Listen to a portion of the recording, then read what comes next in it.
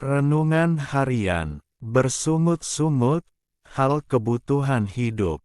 Keluaran pukul 16.13-36.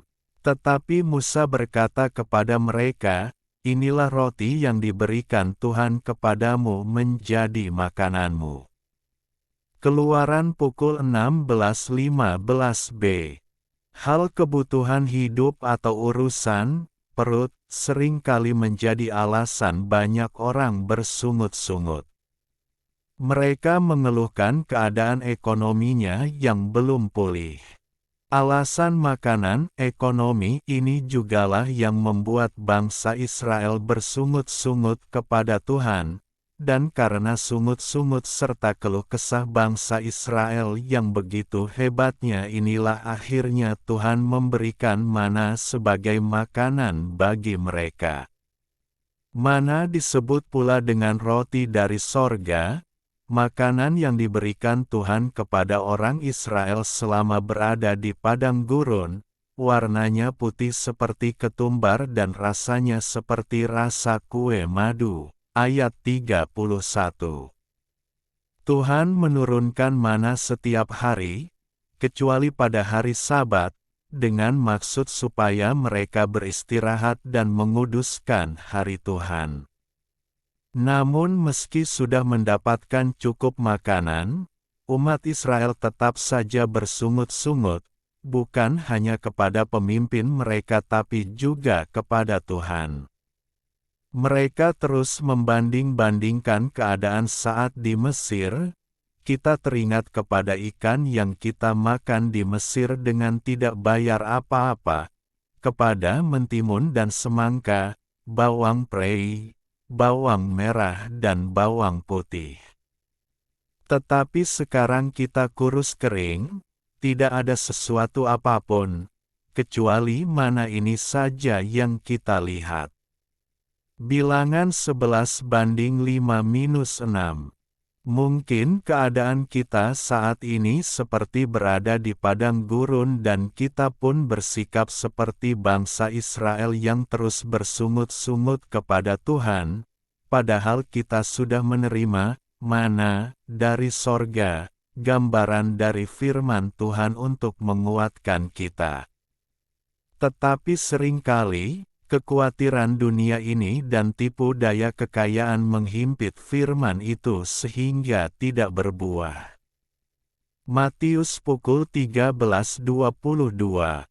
Kita pun membanding-bandingkan diri dengan keadaan orang-orang di luar Tuhan yang sepertinya hidup penuh kenyamanan, sementara kita tidak. Daya tarik Mesir, lambang kehidupan duniawi yang penuh kemewahan pun begitu menyilaukan mata kita, sehingga kita tidak bisa mensyukuri berkat Tuhan. Berhentilah bersungut-sungut. Berada di padang gurun adalah kesempatan bagi kita melihat dan mengalami mujizat Tuhan. Ilustrasi, pensil sang maestro. Di sebuah studio seni yang megah, seorang maestro sedang mengerjakan sketsa terakhirnya. Ia menggunakan sebatang pensil kayu yang sudah hampir habis, sangat pendek sehingga sulit digenggam. Namun, pensil itu adalah alat favoritnya karena ia telah menghasilkan banyak karya besar. Suatu hari, seorang murid muda melihat pensil pendek itu dan bertanya dengan nada meremehkan, "Guru, mengapa Anda masih menggunakan sisa kayu yang malang itu? Bukankah lebih baik menggunakan pensil mekanik terbaru yang selalu tajam dan tidak pernah memendek?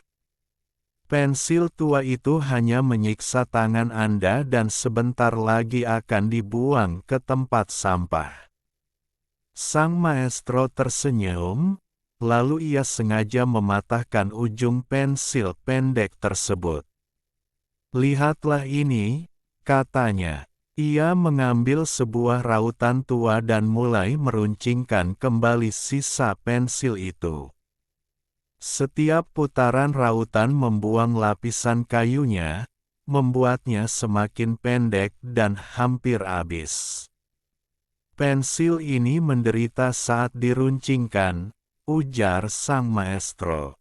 Kayunya terkikis, dan intinya ditekan. Tetapi tanpa rasa sakit karena diruncingkan ini, ia tidak akan pernah bisa menghasilkan garis yang tegas dan jelas lagi. Ia akan menjadi tumpul dan tak berguna. Lalu sang maestro melanjutkan sketsanya. Dan kau tahu apa yang paling istimewa dari pensil ini? Ia tidak pernah mengeluh saat tubuhnya semakin pendek.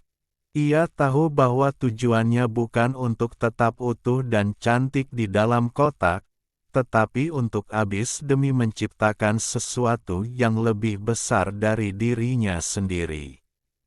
Saat ia benar-benar habis nanti, ia tidak akan menyesal, karena seluruh keberadaannya telah tertuang di atas kertas ini sebagai sebuah keindahan. Banyak dari kita menjalani hidup dengan sangat protektif, kita takut terluka, takut merasa lelah, dan takut kehilangan kenyamanan kita. Kita ingin tetap utuh seperti pensil baru di dalam kotak yang indah, namun kita lupa bahwa pensil yang tidak pernah dipakai dan tidak pernah diruncingkan tidak akan pernah meninggalkan jejak apapun di dunia ini. Terkadang, kita harus melewati proses peruncingan melalui masalah atau kerja keras yang melelahkan. Rasanya menyakitkan, dan kita merasa hidup kita semakin menyusut. Namun, justru dalam proses itulah karakter kita dipertajam dan potensi kita dikeluarkan.